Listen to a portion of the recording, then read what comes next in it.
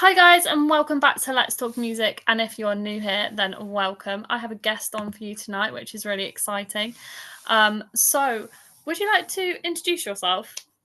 Uh, how do I start? My name is Matt Black. I started out as a piano player, and then the links got longer as the years went by, and I became a sort of comedian and a piano player. So I'm known for my humour in my gigs. Also, at the same time, I run a recording studio, which has grown into a commercial studio, which I'm sat in now.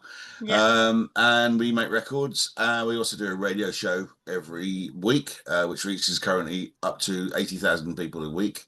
And we found out radio's great because I look really good on the radio. On television, however, I look like Princess Anne and David Seaman's love child, so that's not a good look. Yeah. I mean, I would love to do some kind of like radio stuff for that reason, because I don't look good on camera, but because it takes away the pressure of looking good on camera. Yeah, yeah, it does. I mean, there's a thing, isn't there? Everyone's got a certain Mm, side, a best side. You see, mm. actors know all those tricks. I don't. I hate watching myself on camera, but it's a thing. I am doing a bit of acting, a bit of sort of amateur acting because I do a lot of Yeah. music films, and I've got into Mm, it that way round. And as a comedian, which took me a long time to say I was a comedian, but mm. as a comedian, I think I act like someone who's confident and funny. In fact, I'm Yeah. probably the opposite, but I've got a lot of practice in acting like someone I'm not. Mm. So I think acting sort of goes alongside with it. But yeah, it's TV, radio. They've got the where people listen to them as well. If you're in the car, you've got a longer sort of attention span. Someone's listened to you for a Yeah. couple of hours. Television, you sat down, you can watch a film, but then you want to do something else. You get itchy feet, the dog wants to go out, something like that. So there's a Mhm. lot of different pros and cons, I think.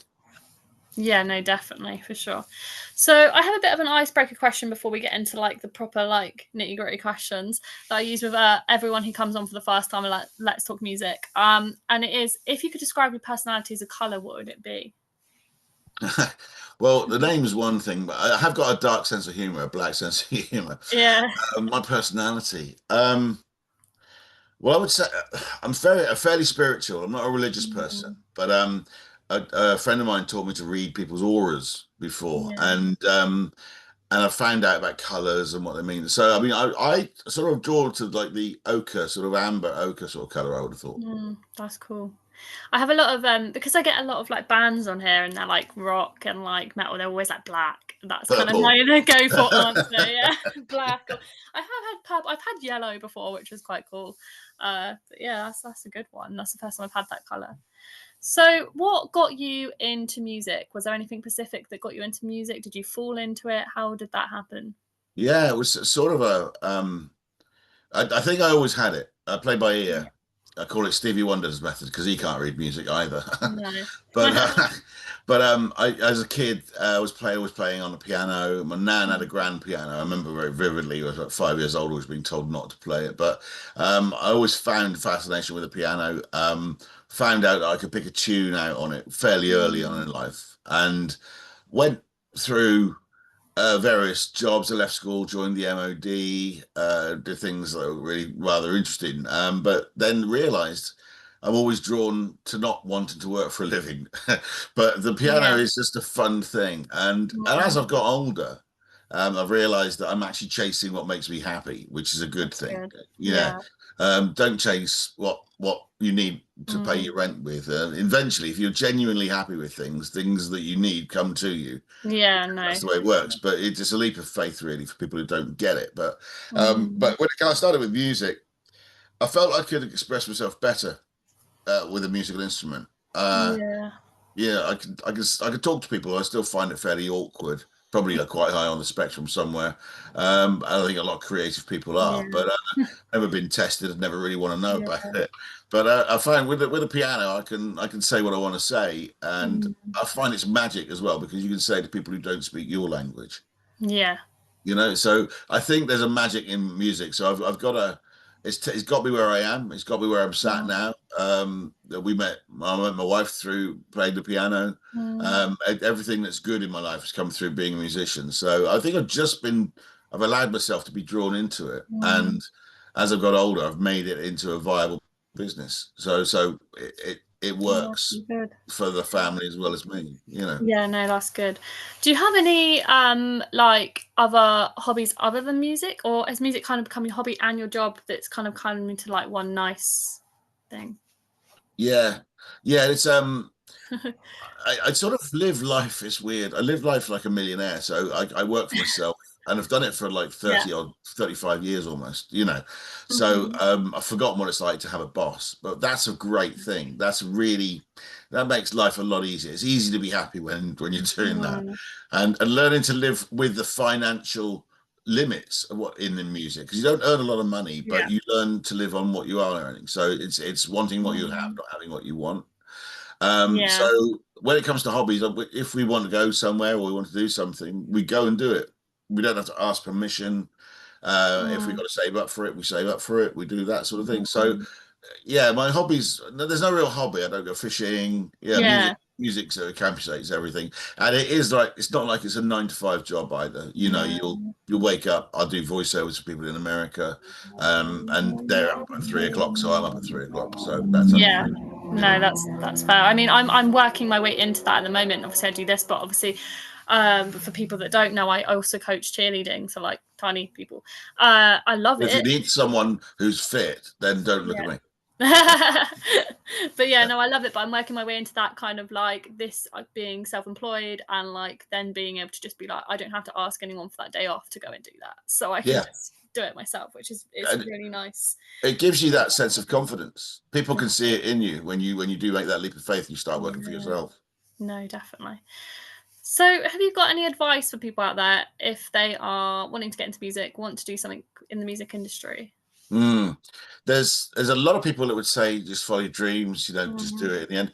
I think one piece of advice I'd add to it Mhm. is make sure you're good at it.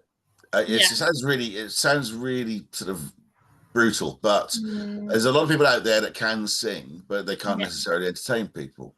Um, but they'll glow everything about on their strong thing, on their Mm. strong talent, and you need to back it up with certain people skills and stage skills and things Yeah. like that. But if you're going to do something, then make sure you're really, really, really good at it, because then Mhm. that's the corner shop business model, really. If you do Mhm. what you say you're going to do and you do it well, then people cannot. They might not like you, but they can't say, "Oh, you're doing it all wrong." They can't say Yeah. that. They have to say something else instead. So you're just being what you said you're going to be, and there's millions of ways to learn your craft, whatever it Mhm. is. Playing every day. As I said, it's like a language. Any musical instrument is like a language. So the more you do it, the more fluent you'll get. The more you use it. We never stop learning how to Yeah. speak.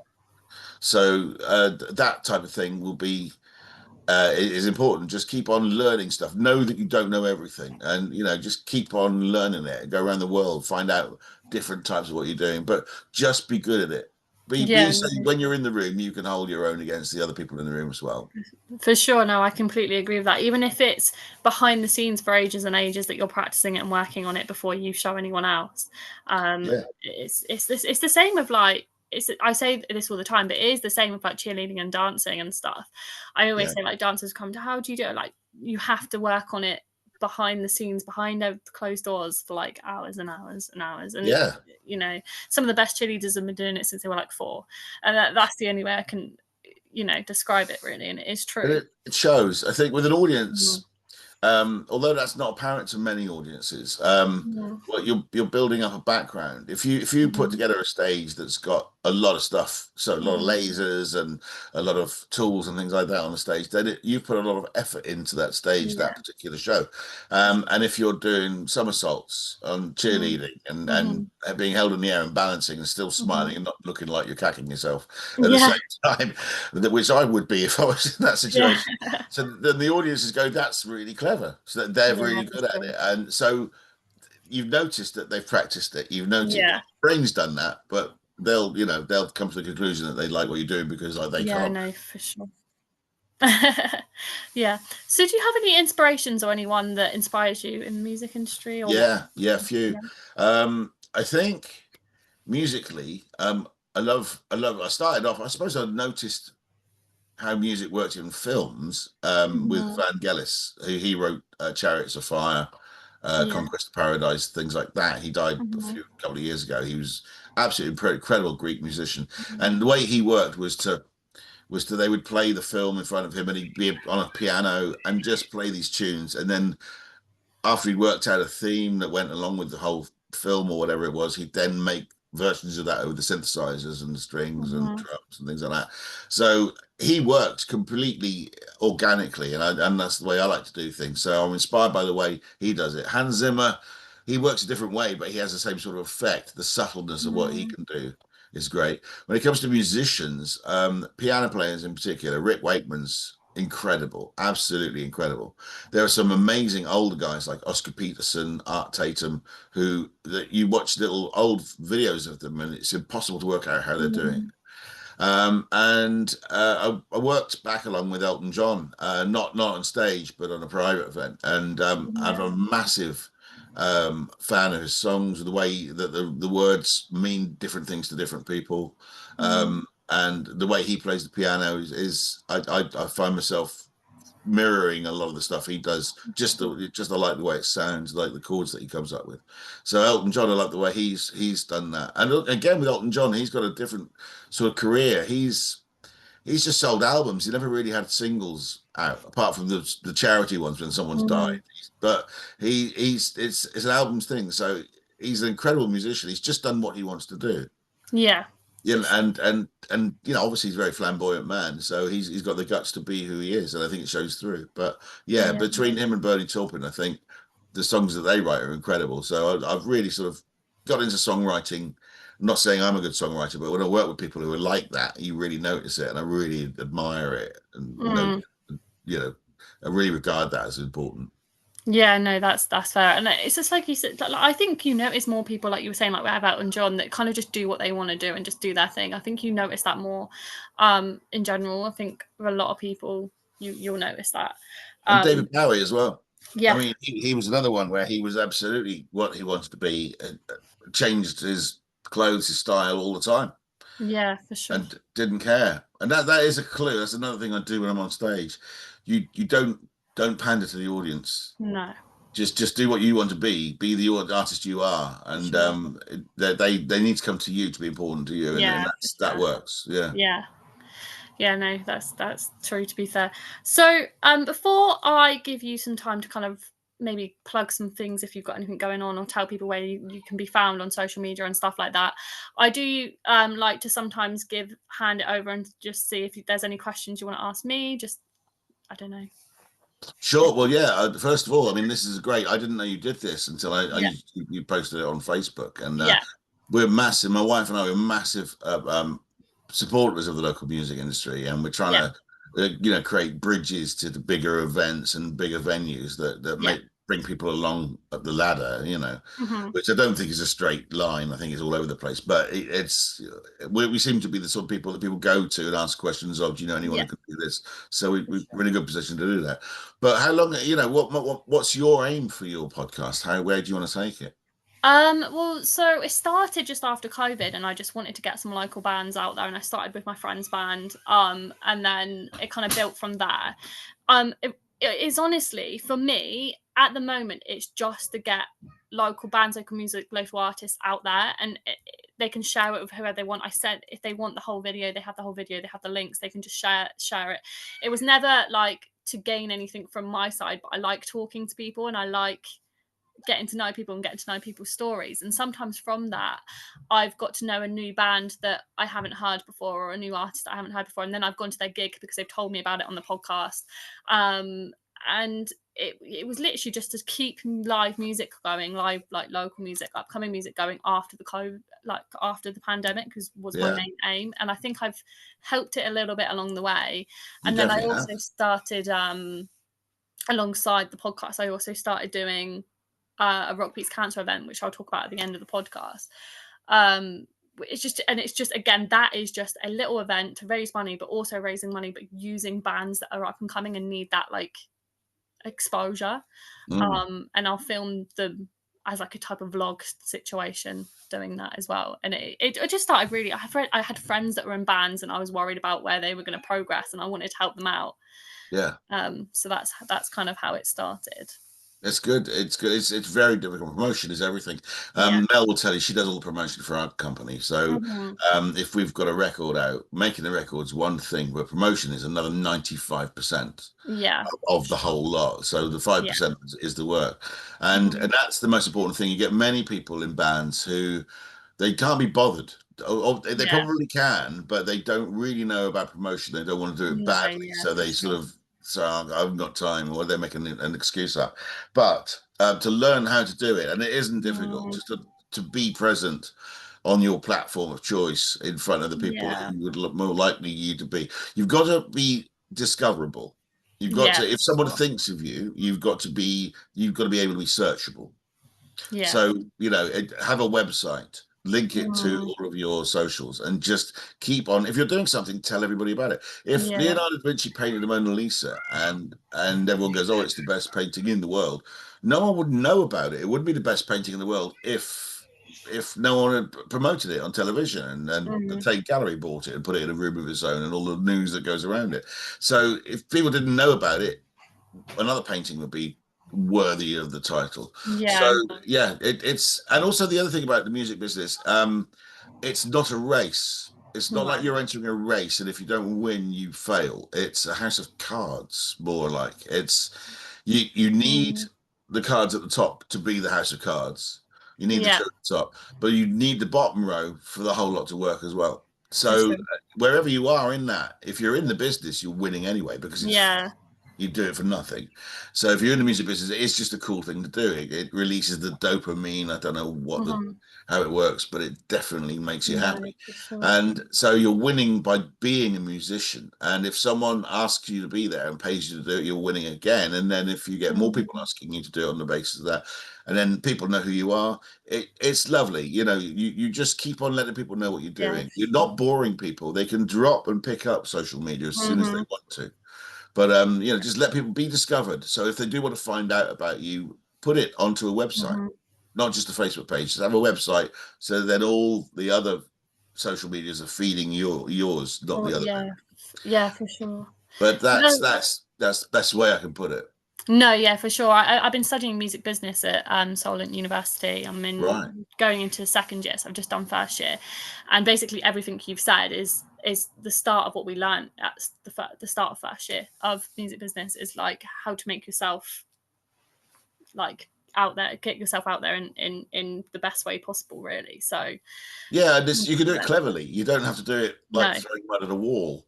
You can do no, it like like David Bowie did. He just was so individual that people were talking about him. yeah, for sure. Or he wrote a song that resonated. So people Mhm. have these hit songs that resonates with everybody, and everyone talks about it. Yeah, So yeah. tell everyone, send it to radio stations, follow it up, get Mhm. to know the people that play it on radio shows, Yeah, for sure. and do that because it's difficult to know. All the rules change all the time. It's being Mhm. manipulated, but if you take control and let it come to you and have a website with everything on it, just link Mm, to that all the time and let people know where you are, then they've got no excuse not to at yeah. least follow you every now and again to find out what you're up to. Yeah, definitely. So before we we'll wrap it up. And I go on about my stuff that I've got on. Where can people find you? What have you got any events coming up? Have you got anything coming up? I'll let you Yeah, plug sure. everything. Well, they can find what I do from one of two websites. Our Mhm, company, which does everything, and that mhm. includes sort of me really, but our company's called Hangover Hill Limited. If you search for that, then you'll find the website, Yeah. and you can dig in, find out what you want there. There's a calendar on there, and I've got a personal website, Matt Black, Piano Man. Put that into Google. If you just put Matt Black, all you find is Mhm. Pots Payton shit. But but if you put but if you put Piano Yeah. Man afterwards, you'll find me there. There's a website there. There's a Yeah. calendar about where all my gigs are. I think the Mhm. next thing I'm doing is next weekend at the Wimborne Folk Festival, which is actually around here. We're right in the centre of it where we are based, so I can pretty much walk my piano to where I need it to be. I'm doing the Olive Branch and then I'm doing the microbrewery stage. Yeah. And I mean that I like doing that. I've got to be a good boy, no swearing and all the rest of that. But it's a bit like having Tourette's, but never mind. I'll try it. But there's a soft side to me, so that's the other side of it. And Yeah. then The other thing I'd like to highlight is that we do is once a month we put on an event at Lighthouse in Poole Yeah. called Live and Unheard, and it seems to be up your street because Yeah, I've been a we have few three times. original bands. Yeah, we have three original bands. Normally, two local ones and one more of a headliner. So bands that are Mhm. supported feed. Last night we were there, and the band that were called the Stone Angels. They've worked Mhm. with Steve Vai and all the rest of Mhm. it. So Mikey Ball and the Company and Shay Ray Dean were Good. supporting him at the Lighthouse. So Yeah. it's completely eclectic, and we have a core of people that buy tickets just like a live Spotify. They don't all get to see, but Mhm. they know it's going to be live. But they also know that we filtered it because the only Yeah. rule is that if we've seen a band play in a pub and we think these guys would be brilliant on the Pyramid stage at Glastonbury, they just need that chance. Then Mm. we have that link with the Lighthouse that we put on an event every month to be able to bring those bands on. So you never know again who's in the audience. And in fact, Yeah. actually, a couple of the bands were talking to the guy who's managing the Stone Angels last night. So you never know what's going to happen with that. So No. all the details are on the the Lighthouse website, and it's only 13 quid for a ticket. It's about a glass of wine, I think, nowadays. Yeah. No, it is good. I've been a few times before. The first time I came was when my friends played, Regional One played. Yeah, The first fantastic. time they played, yeah.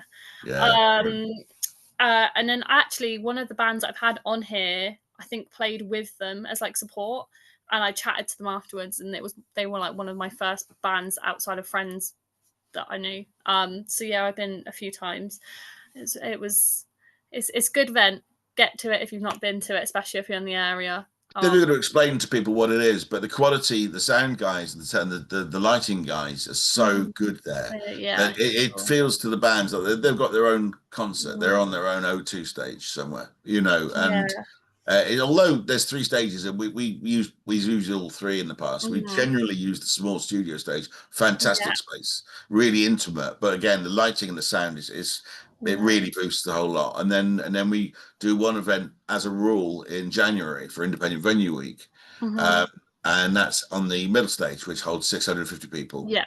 And that was one that Regional One did last January actually, and that Yeah, was I watched that. absolutely I that was was there. incredible. Yeah. And then some guys we had long stay as well came down from Perth in Yeah. Scotland. Yeah, Yeah, they were and then the incredible. now, yeah, Yeah, they were amazing, really amazing. good. But then we've been and we hold our OMAs, the Original Music Awards. That's us, Yes. and we hold that at the in the concert hall there last year. Next Yeah. year is going to be at the Hilton, just because of diary differences and things like that. Yeah. But it's still got the kudos. That'll go global. Your OMA soon. We're working with a Yeah. company that's going to take it around the world. So.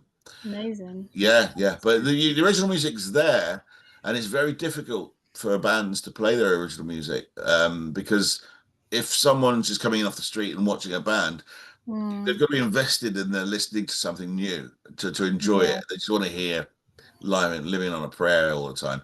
But Yeah. there, if you are setting up and you got Dixie Dix sets up a lot of original events Mm, now I as know, well, yeah. and she's She's good. brilliant. Yeah. And won an award as well. Won one of the OMAs last year for Yeah, I doing saw that. Yeah, she's good. and absolutely incredible. But the difference in her before Mm. and then being recognised for it afterwards, and how prolific she is now, and how she's come out of that, it's Mm. almost like a butterfly has emerged. Yeah. She hasn't I changed in any way. She's still got strong strength of an sure. ox. I saw her play like ages and ages and ages ago, and she was really shy. And it was Yeah, like absolute music, some kind of like unplugged thing that they did. yeah. And even from then, I was like, oh, you're incredible. But like, she was just so shy. And then, like you said, the difference that she's made Just since because then someone is said, "Look, we've incredible. noticed you," Yeah, for sure. that's all it is, and Yeah. we're not. That's all we needed to do. It was an idea that we had about five Mm, years ago, and I was so thrilled that it's taken off. yeah. It's become a real. I mean, we're working on it. We're really motoring up now. The panel. We had our first panel meeting a week ago, Mm, so they're already now looking at people between October coming up and yeah. October that we just had. No, for sure. So get people to tag their OMAs into that. But yeah, it's out there. I think the original music's the future. Without Mm, it, what's going to be the next hit? yeah, for So definite. Right. So thank you for coming on and giving us all that information. But obviously, like I've said, I've been to a few of those events, so they're incredible. So people should definitely go. Thank you guys at home for watching. What have I got coming up? I have Rock Meets Cancer. This is the 4th year we've done it. Four Horsemen.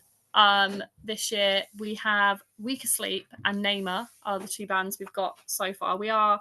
There's another band in the woodworks we haven't announced yet, but the 15th of August, tickets £10.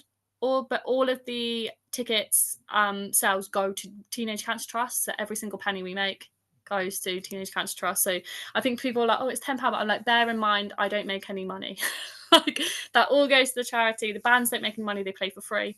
And yeah, so if anyone's about on the 15th of August, get yourself down to the Four Horsemen and come see Rock Beats Cancer for the Report it. 4th year. Yeah. So that's the only event I've got coming up at the moment. But again, thank you, Matt, for coming on. Where can people find out about if they want? Yeah, so it's on the Four Horsemen website. It's on all of my Let's Talk Music platforms. So, and I believe the bands have it on their platforms too, because they're really good promoters. These bands are great at promoting themselves. So if you check out Weak Sleep or Namer or any of the Let's Talk Music platforms or the Four Horsemen website, it should be on all of those.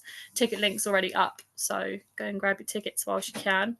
The Four Horsemen is an incredible venue as well. It's a lovely venue, but it does have a very small capacity. So if you want to go, get your tickets now, because otherwise you'll miss out. And That's another thing about tickets as well. People are scared since COVID. Yeah. They're scared to buy tickets because it's ingrained in them that it's going to be cancelled. They're not sure. There's an insecurity about it. But the thing is, I'm just letting people out there know it's so hard for promoters to do events if they don't know how many people are coming. So if you're going, buy a ticket early. If it gets cancelled, 99% of the time, almost 100% of the time, I don't want to say 100%, but you'll get a refund because it works that way. But you're not losing your money. No.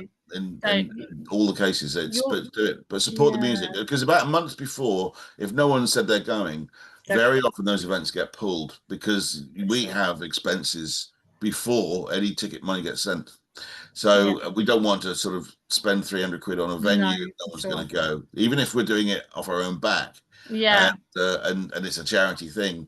You don't want to. You'll cancel it and save yourself a bit. So yeah. Yeah, and you're more likely to not get a ticket if you don't get one and you turn up on the day and there's none left. Because we did a sold out show a couple of months back with Weak Asleep, and people on the door like trying to get. I was like, I literally can't let you in. Like this, so you risk that as well. You risk not getting in. So it's good having that. We sold out one, and my son Chris and my stepson Jordan, we've got like a little band called the 3 C's, and I'm not going to go into why it's called. But we sold out at the Tivoli, and we were like, wow! And it's already half sold for next year. Yeah. Oh, so, wow. But yeah, we're thrilled with that. But again, sometimes it's a good idea to have a little bit of a finite, because people do need to get that into their head. Buy your tickets early. BYTE, bite. Do it. And then that means those events. I think I'm going to put a tour on, call it. Oh, I was going to go to that. Yeah. Yeah, no, definitely. I mean, it's where like people like just and like the thing that they'll say to me is, oh, I've not heard the band before, and I'm like, go check them out beforehand then, because they've got links to their Spotify's, they've got, go listen to it. But if you can't, you're not losing anything. Like, by listening to a band you've not heard before, what are you losing? You're going to gain more than you're going to lose. So absolutely, yeah. Dip into music, it'll make everything better. For sure. But yeah, so thank you guys for watching at home. Thank you for coming on. As always, until next time, guys, keep on listening, keep on playing, and I'll see you guys soon. Thanks, Marie. Thanks.